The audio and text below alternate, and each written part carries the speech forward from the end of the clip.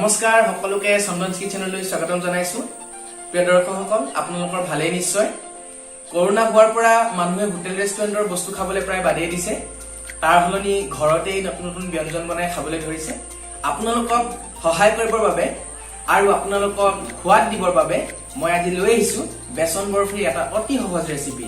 অতি সহজতে আপোনালোকে হোটেলৰ নিচিনাকৈ বেচন বৰফি ঘৰতে বনাব পাৰিব। গতিকে আহক এই ভিডিঅ'টো উপভোগ কৰক। তাৰ আগতে যদি মোৰ চেনেলটো সাবস্ক্ৰাইব কৰা নাই তেনেহলে অনুগ্ৰহ কৰি সাবস্ক্ৰাইব কৰি লওক। আহক এতিয়া ভিডিঅ'টো উপভোগ কৰো। প্ৰথমতে আমি এখন কেৰাহীত 2 বাটি বেচন লৈছো। সেই অনুপাতে আন এটা চচপেনত আমি প্ৰায় 1.5 বাটি চেনি লৈছো।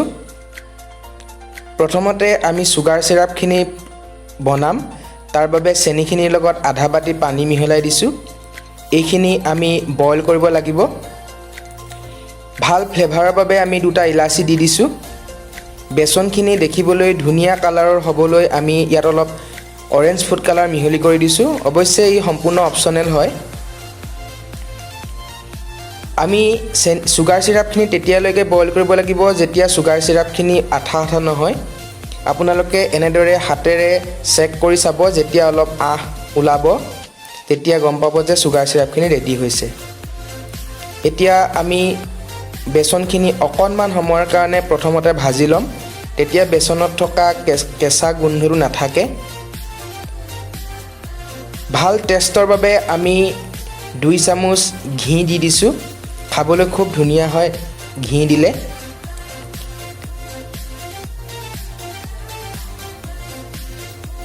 আমি এতিয়া ইয়াত ৰিফাইন তেল দিম। 2 বাটি বেচনৰ বাবে প্ৰায় 1.5 বাটি ৰিফাইন তেলৰ প্ৰয়োজন হয়। বেচনখিনি অকণমান পনীয়া হোৱাকৈ ৰিফাইন তেলটো দিব লাগিব যাতে বেচনখিনি ভালদৰে ভাজ খায়।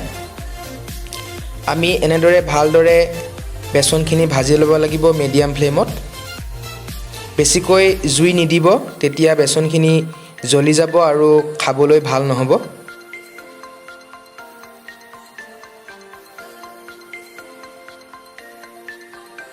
আমাৰ বেচনখিনি ধুনীয়াকৈ সিজি আছে।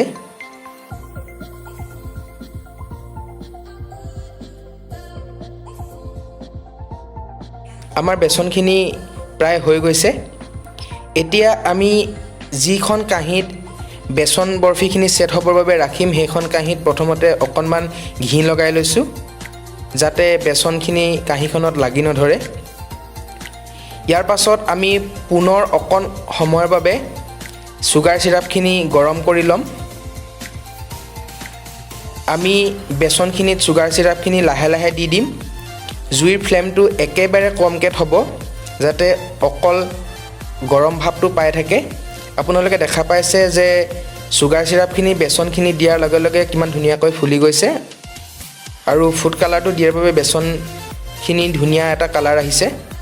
আমাৰ এইখিনি হৈ গ'ল। এতিয়া আমি এইখিনি কাঢ়িব লাগিব। কাঁহীখনৰ ওপৰত আমি বেচনখিনি দি দিছোঁ।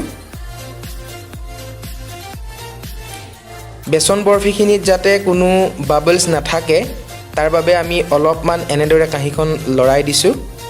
তেতিয়া ধুনীয়াকৈ বেচন বৰফিখিনি সেট হয়।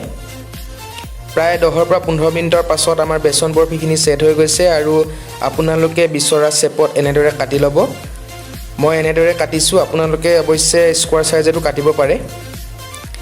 প্ৰিয় দৰ্শকসকল, আপোনালোকে দেখা পালে যে অতি সহজেৰে কেনেদৰে আমি হোটেলতকৈও ধুনীয়াকৈ বেচন বৰফি প্ৰস্তুত কৰিলোঁ। এনেদৰে আপোনালোকে ঘৰত অতি সহজেৰে বেচন বৰফি বনাব পাৰিব আৰু খাব পাৰিব। যদি মোৰ ভিডিঅ'টো চাই ভাল পালে তেনেহ'লে লাইক কৰিব, কমেণ্ট কৰিব আৰু নতুন নতুন ভিডিঅ' পাবলৈ মোৰ চেনেলটো ছাবস্ক্ৰাইব কৰিব। ধন্যবাদ।